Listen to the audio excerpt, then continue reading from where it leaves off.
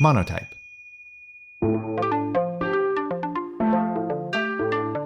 Welcome to Creative Characters from Monotype, the show where we meet the people working at the intersection of type and everyday life. I'm your host, Doug Wilson, and today I'm speaking with Sara Soskolne. Sara is a creative type director at Monotype and one of the most talented type designers I know. The thing about Sara is she really likes to work in the background and keep the spotlight off of her, but today I'm excited to put the spotlight directly on her because she is so talented and really deserves a lot of credit. She has over 20 years of type design experience and has worked on so many great typefaces including Chronicle, Quarto, Ringside Decimal, and the banger of all bangers, Gotham. Here to preview this episode with me is my co-host, Cadley. Hey, Cadley. Hi, Doug. How are you? I am well. I'm so excited to finally spotlight Sara, and I know that you know her as well. I do. I have a similar feeling about Sara. I think that she should be less behind the scenes and get a lot more credit, so I'm happy that you chose to host her. Why did you want to feature Sara on the show right now? Beyond being an all-around impressive type designer, she recently worked with Manual Creative to expand the Gotham family for the Obama Foundation. Sara is one of the few people in the world qualified to get to edit and modify and touch Gotham. Sara is able, because she worked on it for so many years, she knows that typeface intimately, and she took it to a whole new place with the Obama Foundation, and I think that's what's really special about her work. Yeah, she basically remixed a Beatles song in type terms. Yeah, exactly. That's an analogy, right? Because Gotham is this almost sacrosanct typeface, right? It blew up into the stratosphere with Obama using it in the 2008 presidential campaign, but it was a major hit already before that. And so for Sara to be able to take Gotham and make something new out of it and really do it so well, that's a huge reason why I wanted to talk to her about it. You know, when Sara was showing the fonts off to Monotype, I was really impressed by the stencil. I'm always kind of obsessed with stencils, but this one just has such movement and dynamism with the cutouts and just the negative space. It just looks really good. Yeah, the stencil's great. The inline maybe I think is my favorite.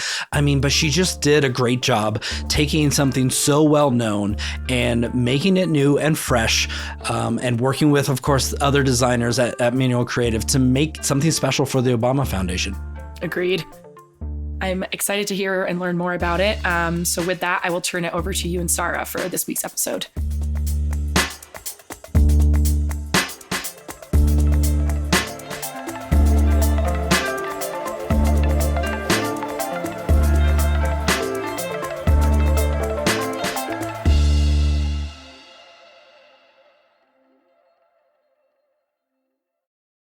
Today we have Sara Soskolne joining us, and I'm so excited that you're here because you are one of the most talented type designers that I personally know. You're a good friend of mine, but also a creative type director at Monotype and have worked on some of the most important typefaces in the 21st century. So thank you so much for joining us today. Thank you so much, Doug. It's great to be here. So first question and most important question is from my 10-year-old son. What is your favorite animal? Oh my God. My favorite animal. I think just right off the top of my head, I'm going to have to say, if it counts, whales. Oh, okay. Why whales?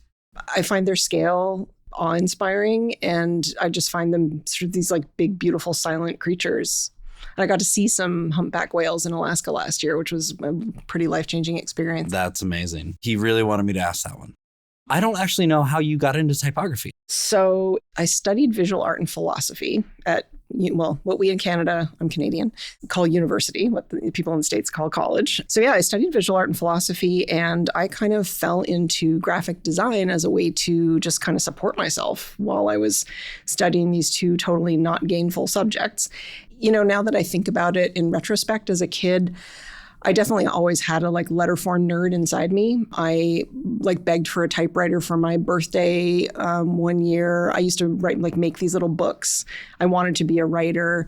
I remember, this will date me, but being in some evening class when I was about 9, I think, there was an overhead projector in operation is what I can clearly remember about this. And I was not very interested in whatever I was being taught.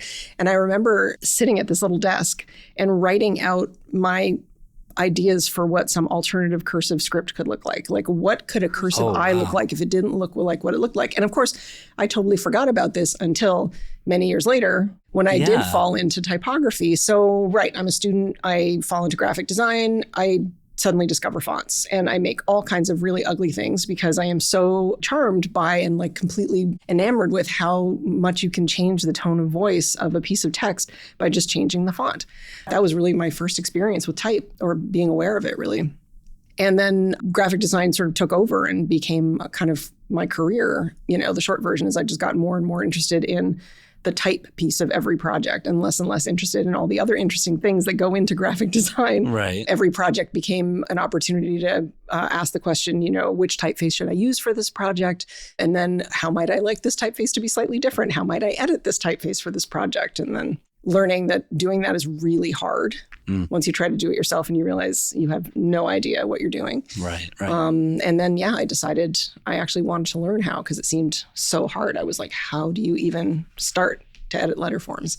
Yeah. So then I started casting around for how to do that and wound up at the University of Reading doing a master's degree, and the rest is history, sort of. So when did you go into Reading, and how did you even find out about the program? Gosh, I'm actually not specifically sure. So it was the late 90s that I started thinking about this, which sounds really crazy to say.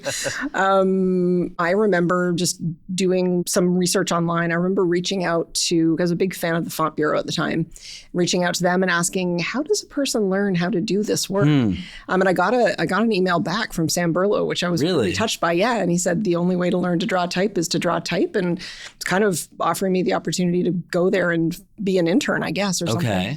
And at the same time, I think I thought, well, you know, I don't have any design education, and I'd fallen into graphic design as a career. And I thought maybe I should study it. Maybe I should see if there's a master's degree out there somewhere if I wanted to teach, you know, have some further education. So I actually went to visit both Reading and KABK in The Hague, both of which I think the KABK wasn't offering a master's at that point and Reading was. Okay. And so I had to, you know, make the very hard decision of which one to apply to. And luckily, I got into the school that I applied to, right.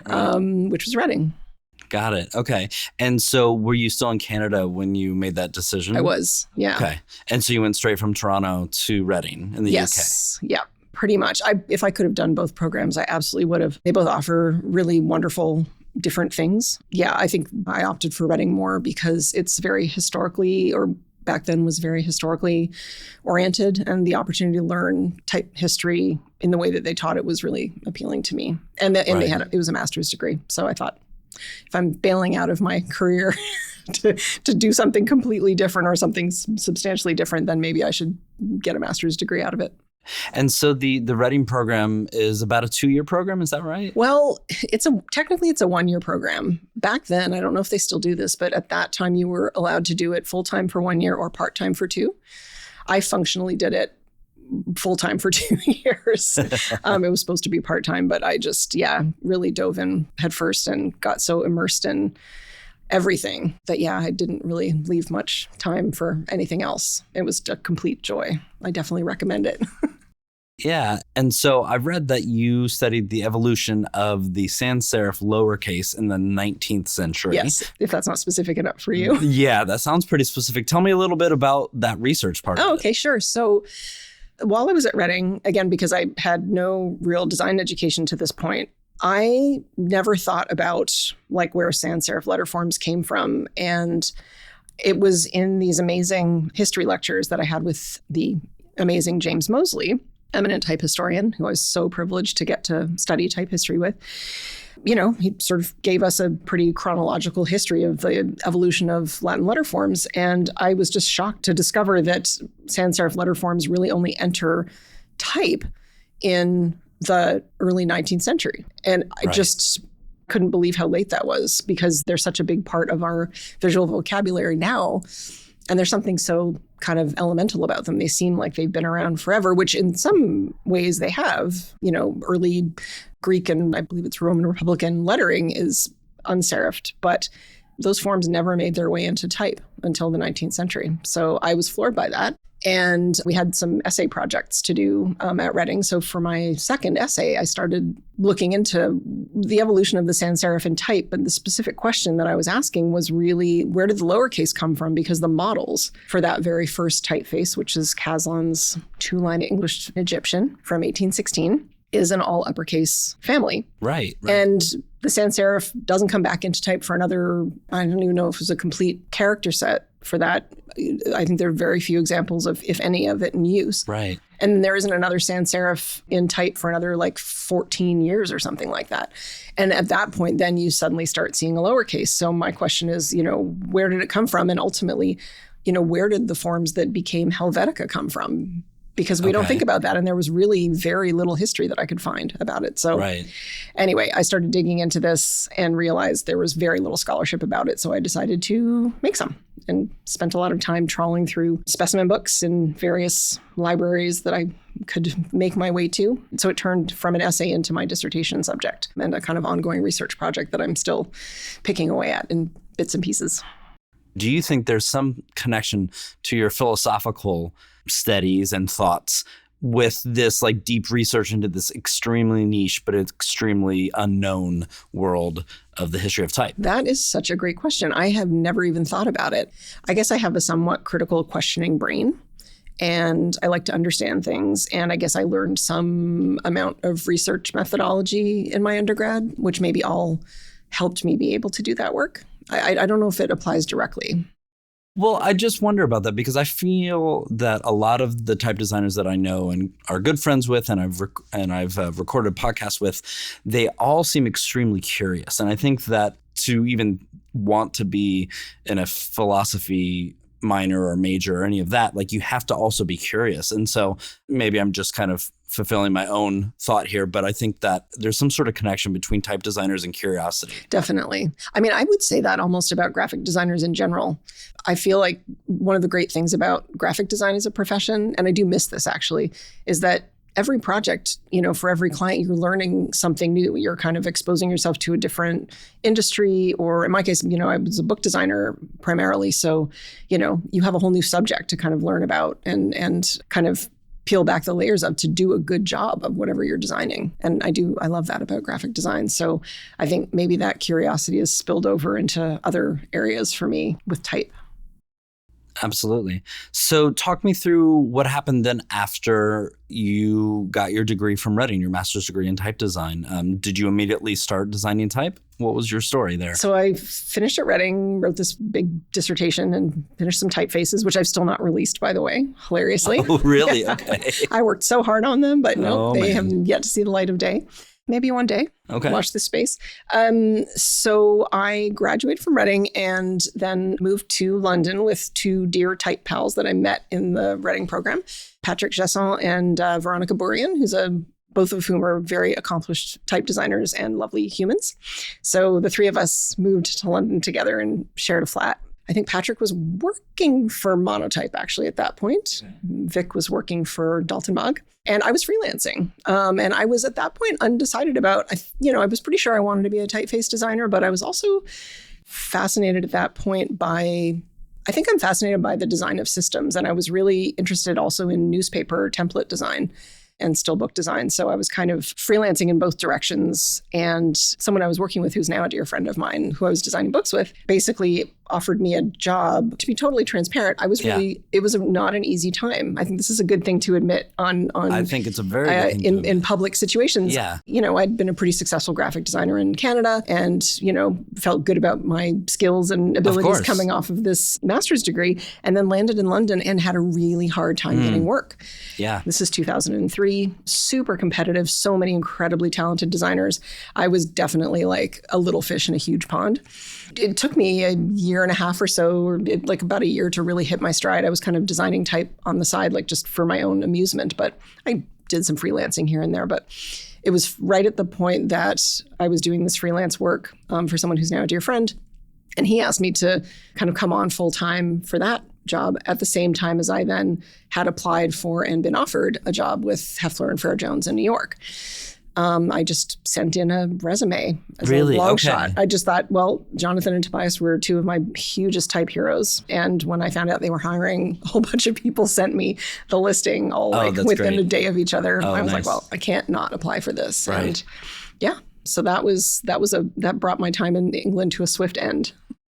So it wasn't that Tobias or Jonathan knew you as a recent graduate. You just submitted your application and your portfolio. No, it was basically like the type equivalent of a cattle call. Wow. I just sent in my resume and I set my CV in the typeface I had designed, which I think helped. That probably helps. Yeah.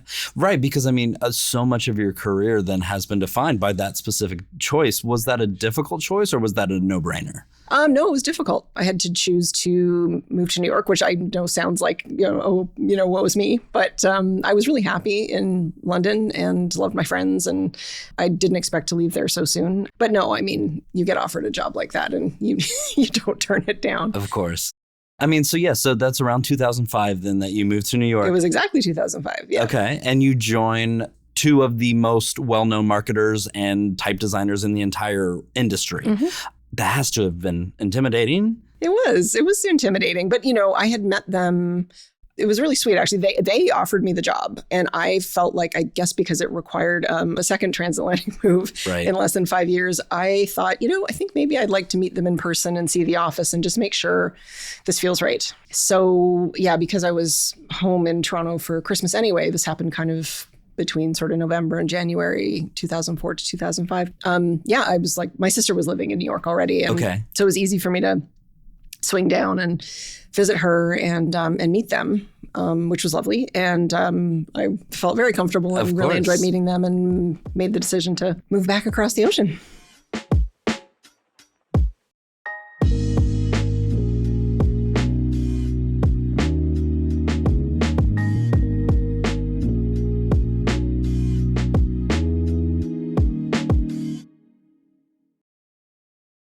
So let's kind of keep talking about that time with Heffler and Farrar Jones, because there's so many well-known typefaces, so many big changes and things that came out during those periods that you've been a part of. I mean, I'm just looking at this list here that I found on the internet, but I know you're a part of. I mean, Verlag, Chronicle, Gotham, Tungsten, Idlewild, Numbers, Sentinel, Whitney, and then Quarto, Ringside, Decimal. I'm sure there's more that I'm missing.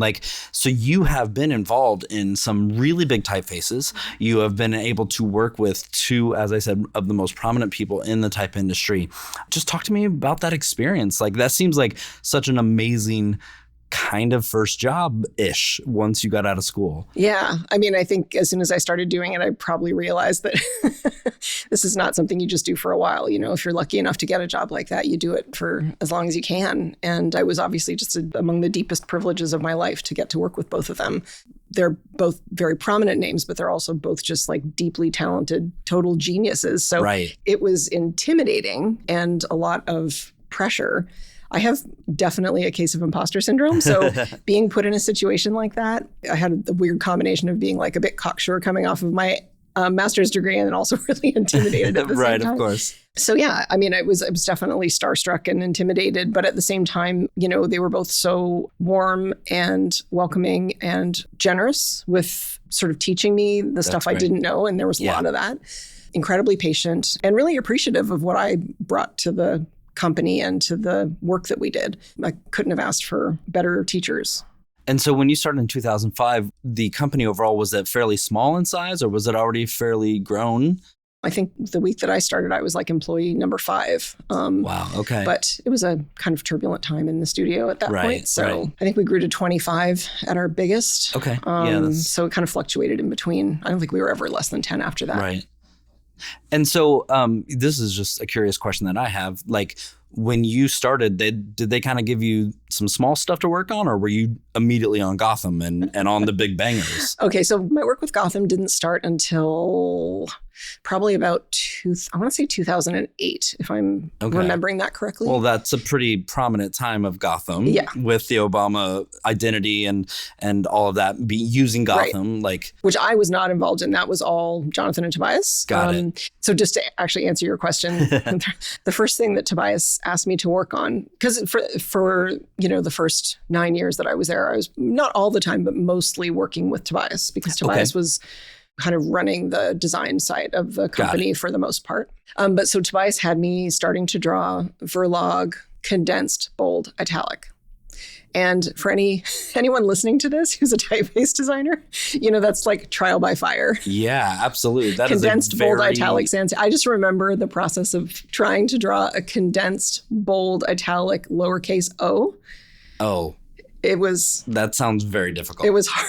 This is why I'm not a type designer. I feel I would just shut my computer down and go home. Yeah. For someone that is not a type designer like myself, why is that so difficult? Making something narrower, making something italic, or making something heavy are 3 ways that you make drawing that letter form just that much more difficult. They're just added levels of complexity. So when you throw them all together in one shape, it just is a trifecta of difficulty, basically.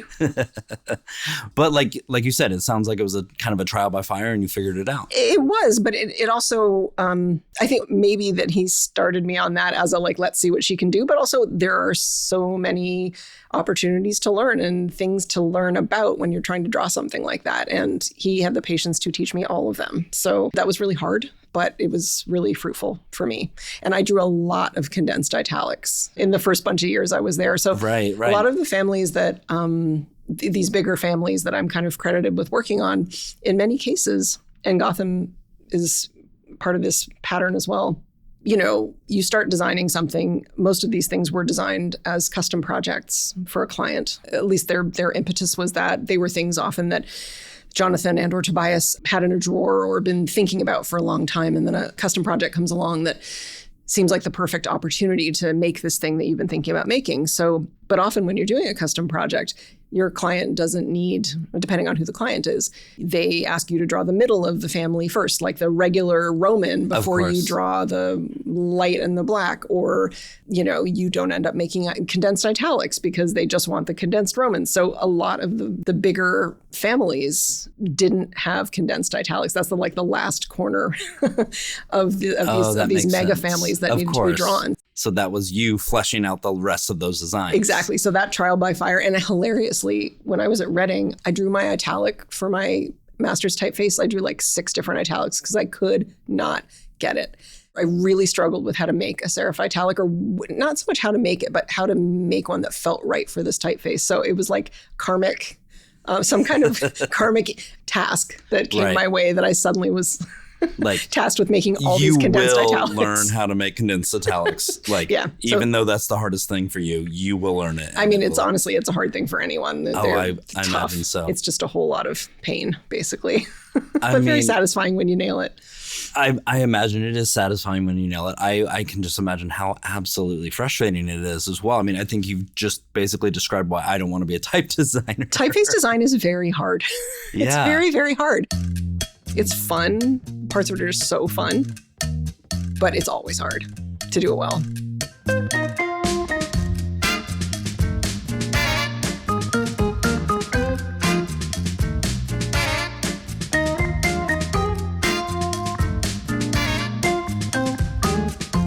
So you've been designing type for 20 years. How do you keep yourself interested in this? I mean, that's a great question, because there are times that I'm I don't know. I feel like there are lots of more interesting things that I could maybe be doing with all my time and energy. There's a lot going on in the world. I look at climate change. I'm maybe I should be using my energy to help make the world better instead of drawing letter forms. Right. But every time I read a book or a magazine or a screen, somehow it's the experience of reading that just, as long as I can manage not to critique the letter forms nonstop, which can be a problem. I would imagine that's tough. Yeah. I used to have to, but back in the before times when I had a commute, I would have to close my eyes on the subway because I would just be constantly critiquing all the letter forms in front of me. But for me, the experience of reading, it just still excites me as a way of interacting with type. I'm most interested in the equivalent of the gray flannel suit in type terms. I love designing typefaces for reading, which I don't know is the most glamorous thing. I think I really enjoy making kind of crystal goblet letter forms. Not that I think that metaphor is always the one we want, but that's the work I enjoy doing the most. Yeah. So you mentioned that a little bit earlier about being really interested in and being a designer of books and newspapers. You have been working for 20 years. Talk about how the industry has changed in that time, because books and newspapers as a physical object are far less common than they were when you started. Yeah, I mean, it's definitely ironic. I did think about that at some point. Maybe it was the 10th anniversary of my joining at, H&FJ, that I was sort of thinking back to the moment of making this decision and thinking, wow, I don't know that I would have foreseen it, but especially with the advent of the web and then web fonts, the type industry has really grown at the same time, and maybe in almost inverse proportion to the print industry kind of starting to condense. And my dream of designing like newspaper sort of templates. Yeah, I guess I made the right choice, even though that still appeals to me. And I was talking to a publisher a little while ago who told me that actually ebooks did not kind of take over book publishing, at least nearly as much as one would think. You're right. I don't know if this is true, but what this person told me was that it actually settled in at about 15% of the market, and that the rest of the book selling market is still printed books, which again, I could be totally wrong. Right. That's super interesting. I know. I found that very encouraging. Yeah, I do too. And I mean, you're totally right, because walking through an airport, there's still bookstores.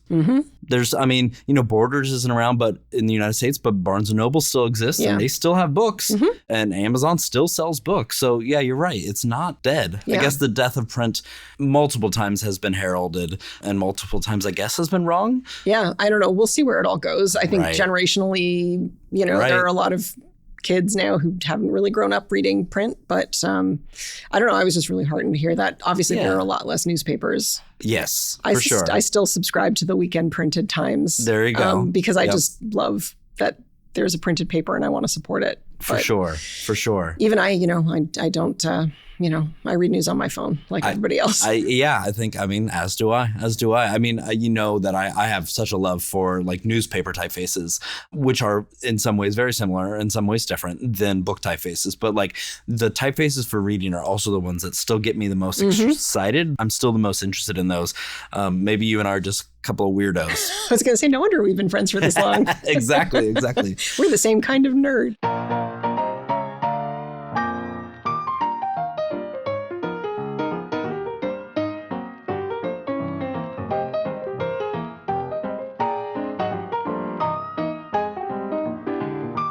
Heffler & Co. was purchased by Monotype a few years ago. You're now a creative type director at Monotype. But you're still designing type. And as far as I know, you are still like purposely making that choice to be a type designer rather than going to a different part of the company. Kind of walk me through your thoughts with that. Definitely. So, there's that thing that people say, be careful not to get too good at what you do because they won't let you do it anymore. Sort of like how teachers wind up being principals. After a certain period of time at H&FJ, once it became Heffler & Company, with Tobias's departure, initially I was sharing the work of supervising the more intermediate type designers with my coworker, Andy Clymer. Andy left in about 2018 to go work at Apple, where he's busy being a superstar. And Jonathan Carlene asked me to just supervise the design team on my own, which I found very daunting because that's how I am. I find things I always underestimate my ability to do things, I think, is a theme. And that was probably not what I would have chosen because I love to draw, but I also loved my coworkers and I loved the projects we were doing. And basically I wound up doing less drawing than I had been because I was spending a lot of time reviewing other people's work and shaping it and kind of guiding kind of being projects. A manager. Yeah, but I was also directing and sort of shaping maybe the more designs. Of an art director. But I was being more of an art director, I guess. But, like with Decimal, Jonathan and I were both like very much made that, we were kind of in there hammer and tongs, shaping the actual letter forms that it turned into along with the rest of the team. So once we were acquired by Monotype, which of course was a pretty big adjustment, my role at Monotype, I interact with the sales part of the company quite a lot as a creative type director. We help sales kind of connecting with clients and have kind of creative to creative conversations. So, and that's really fun. I really enjoy that. But amazingly, even though I still do a lot of that in the last, year, I've wound up doing a lot more drawing than I have been for a while, which has been such a nice thing to come back to because I'm reminded, like, I really love drawing letter forms. Yeah. Oh, yeah, this is how I got into this. Well, good for you for understanding what you do and don't want to do in a job and being able to make that choice of like, actually, I want to do more drawing. I think it's not always my choice, but of course. It's been a nice kind of happenstance that some projects have landed on my plate that have been really fun to work on and that resources were needed for. So absolutely. So obviously I know one of those projects that you've been working on for a long time and I learned about when I joined was the Obama Foundation. Talk to me about that project. Tell me what that is. It's coming out soon, all of those sorts of things. Yeah. So as you sort of mentioned earlier, Gotham was a big part of both Obama campaigns. And I had nothing to do with the original design of Gotham. That was years before I was a twinkle in the eye of Heffler and Fair Jones. But starting in about 2008, I was involved in every like expansion of the Gotham family that happened after I joined the company in 2005. So I'm very intimately familiar with its forms. Of course. After Jonathan Tobias, and I guess probably Jesse Reagan, who I believe drew a chunk of it as well in the early days. After those three, I probably know more about Gotham than anybody else. I would think so. So the Obama Foundation, as they're in the process of two things, one is a brand refresh of the Obama Foundation itself. Okay. And the other is working on the graphic program for the Obama Presidential Center in Chicago, which is currently under construction and I believe is opening in 2026. As part of that, they asked Monotype to sort of expand the Gotham family a little bit to address some needs that they were seeing in the way that they were thinking about the typography for the center. So basically, the center has a bunch of different kind of mandates, let's say, or ways of connecting with the community. And we were working with Manual Creative, who are doing all of the design work, both for the Obama Foundation's brand refresh and for the Obama Presidential Center. And they've been awesome to work with. They started designing all this really beautiful, rich, fun stuff and really interesting, lovely color palette. And they have a secret weapon on their team.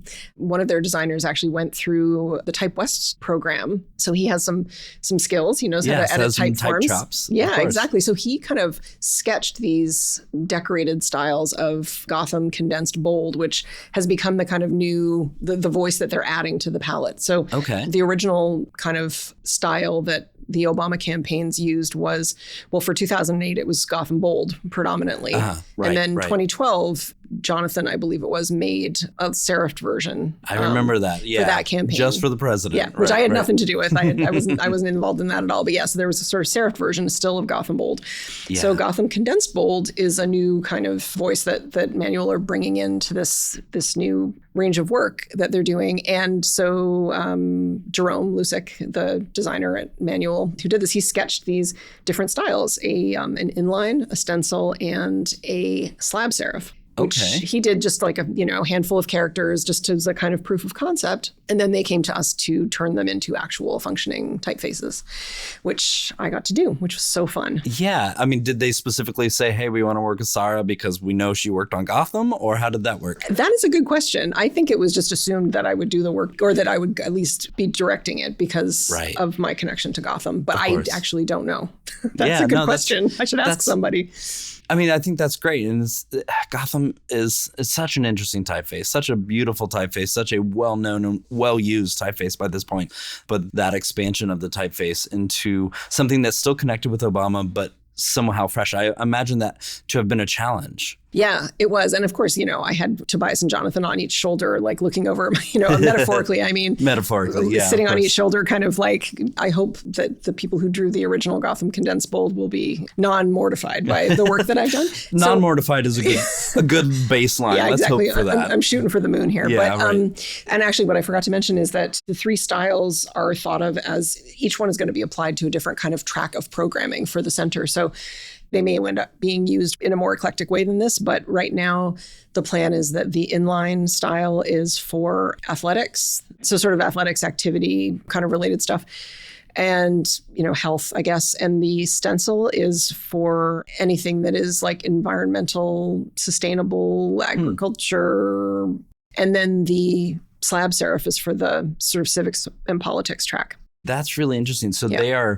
Manuel and that team and the Obama Foundation and you, everyone kind of working together to build kind of a palette of typography for different aspects of the same thing. Exactly. So there are different kind of voices and the voices of the different focuses of the center and how it's going to, engage with the community. Got it. So I have to ask, have you worked with Barry at all? No, I have not had the privilege of that. Wow. One can hope, I suppose. No, I have worked with people who've worked with Mr. Obama. Okay. But no.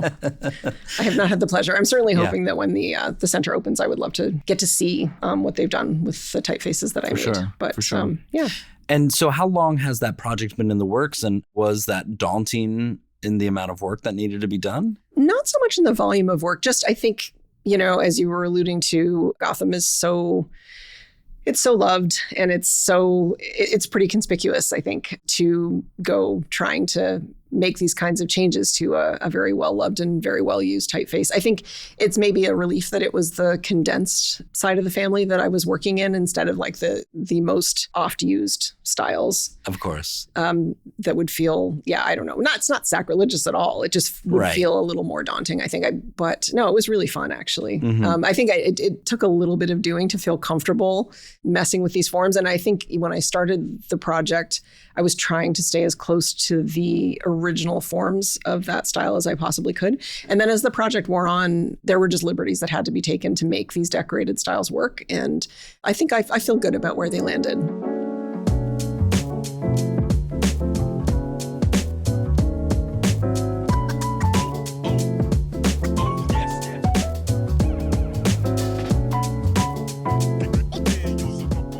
So shifting gears a bit, you are obviously a woman working in a predominantly male-dominated industry, at least especially 20 years ago when you were started. I know you were with like Veronica and other people, and there have been, but there's so many males, at least in the early 2000s. Talk to me a little bit about what that has meant to you, if you felt pressure. Yeah, I mean, thankfully it has changed a lot. I don't know. It is a hard subject to talk about. I think that for a long time, like in the graphic design field, you see a lot of women going through the kind of programs, like studying the subject. And then you look at who's actually getting paid to do the work, and it tends to be men, white men at that. Right. So that's definitely been something that needs to change, but it's slow. And so I would say, have I experienced some sexism now and then as a result of being sometimes the only woman in a room or on a team? Yeah, I think that there have been times that I've been addressed in ways that wouldn't have happened if I were a guy in the same role. But I also benefited from being one of not enough women, especially, getting into a more senior role as a type designer, because there aren't enough of us or weren't enough of us. Right. So, I would be invited to be on juries and I would be the only woman on the jury or, those kinds of things. And there are opportunities that I'm super grateful to have had. But I know that other guys in the, maybe at the same level of the field as me, maybe weren't getting that opportunity because, and I think this is right and as it should be, that there was an effort being made to have at least a little diversity in these situations. So I think, in an affirmative action sort of way, which I fully support and think is the right thing to do, I think I've benefited from being a woman in the field more than it's been a problem for me. Do you feel that a sense of responsibility or, I have to represent my gender and bring in that diversity? Or is that not even fair to put on your shoulders and something that you're not interested in? Oh, I wouldn't say I'm not interested in it at all. I haven't really ever been in a position to hire. So it's not something that I have a lot of influence over, but it's definitely something that, I feel strongly about. And if I'm ever given the opportunity to recommend a candidate, I will certainly pretty much always recommend or choose a woman first. And there are just not enough people of color also in this industry. Absolutely. It's just lacking diversity in a lot of ways in terms of who's getting paid to do this work. So like I said, I think that's changing slowly. And there are people doing really good work to do that. And, having things like scholarships to make sure that there's more diversity even in the programs that people have to pay for. That kind of thing is really helping. So I'm not doing that work, but I really support the people who are and For sure. Really appreciate it. For sure. Yeah. So being someone that has been in the industry for 20 years. Sorry, I feel like I'm keep banging that. Keep talking about just keep telling, old I am. You've been there for 20 years. It's actually more than 20, so I appreciate you just saying 20. But I mean, what would you tell people that are getting into graphic design, women or men or of any gender and of any background that are getting into type now? Because you do have this amazing experience that you've had so far in the type design world. I would encourage people, I mean, it's a very different landscape than the one that I entered.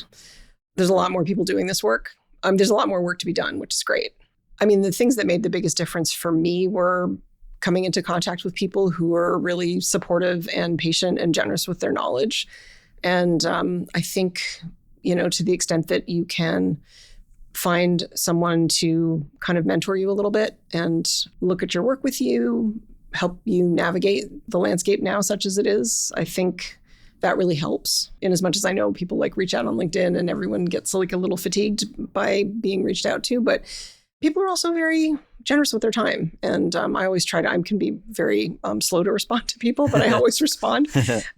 Going to conferences, at typographics, for instance, there are people in the type lab who are doing critiques and that kind of thing. There are opportunities like that if you can make your way to these things. And then, I think the other really important thing is to just really listen to your own priorities and values and impulses, and to kind of trust what's important to you, not to try to do things because you think other people expect them, or to have an aesthetic that isn't yours because it's current.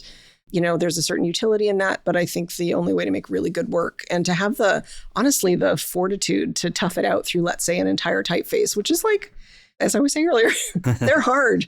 And, the fun part is over really fast. And then you're into the, ungenerously, I'll say, slog of getting through to the end of it. And it's not, you really have to have the courage of your conviction to do this work because it's not easy. So I think the only way that people are going to do their best work and actually finish it and get it to a point where they might want to publish it is to do something they really love and really believe in and really want to just keep coming back to. So that would be my maybe biggest piece of advice.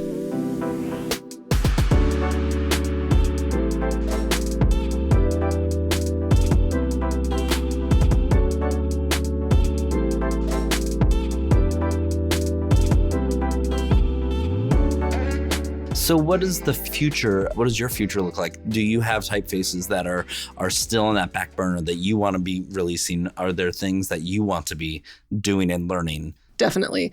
Amazingly, despite having professed earlier that my deep love in type design is text typography, I've actually done shockingly little of it. A lot of the work that I did at H&FJ, then H&Co, was sans serifs, and some of it was display. So I have some projects that I hope will see the light of day one day, and I would like to do more of that. I also have not had very much experience designing for scripts that are not Latin. And I, for the most part, think it's better to have native readers of those scripts design for them.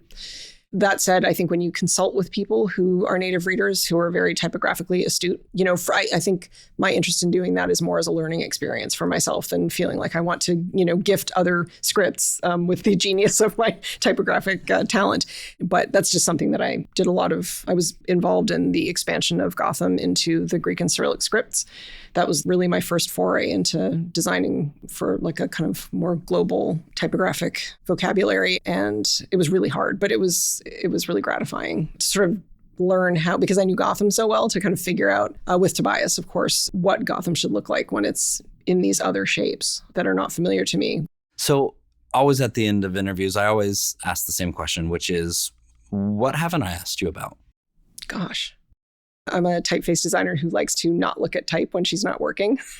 What do you mean by that? Well, I guess I have been doing this for a long time. And what I was describing about having to close my eyes on the subway when I was commuting into work, because I just can't stop kind of visually critiquing letter forms when I look at them. When I read, usually, as long as a book is really compelling, I can forget the typeface that I'm reading. But I think my eyes just get really tired and need a break. So when I'm not working, I'm I have a garden and I really love to work in my garden. I took a botany class last year. Oh, that's great. I love doing stuff that actually isn't type related. And I just feel like it's a big wide world with lots of fascinating stuff to learn about. And I was always a real generalist up until I became a typeface designer. And I went from being a generalist to being an extreme specialist.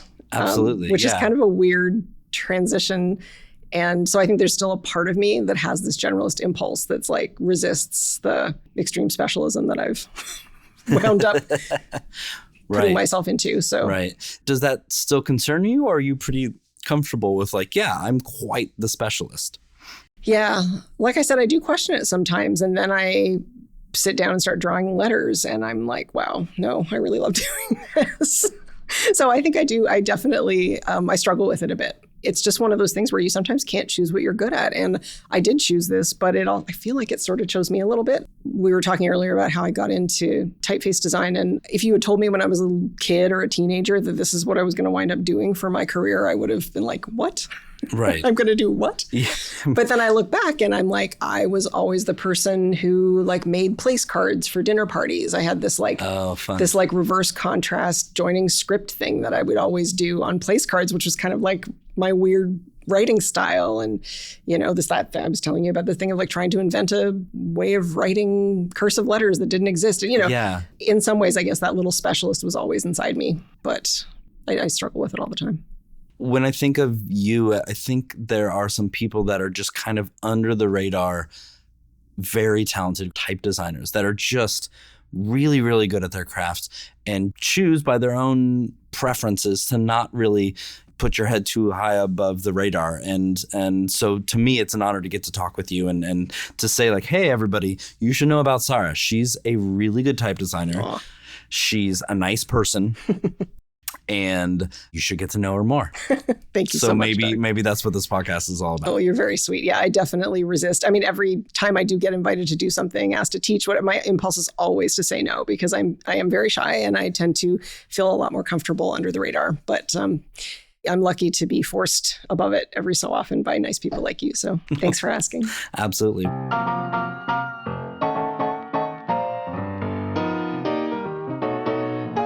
Well, thank you so much for joining today, and I really appreciate your time. Thank you, Doug.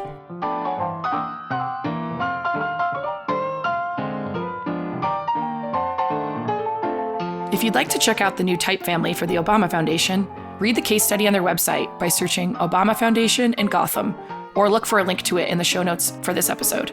I hope you enjoy the stencil font as much as I did. Thanks so much for listening. If you like our show, please subscribe, rate, and share us with a friend. Creative Characters is brought to you by Monotype and is produced by the talented Christopher Olin and Mia Sullivan. We'll be back in a couple weeks.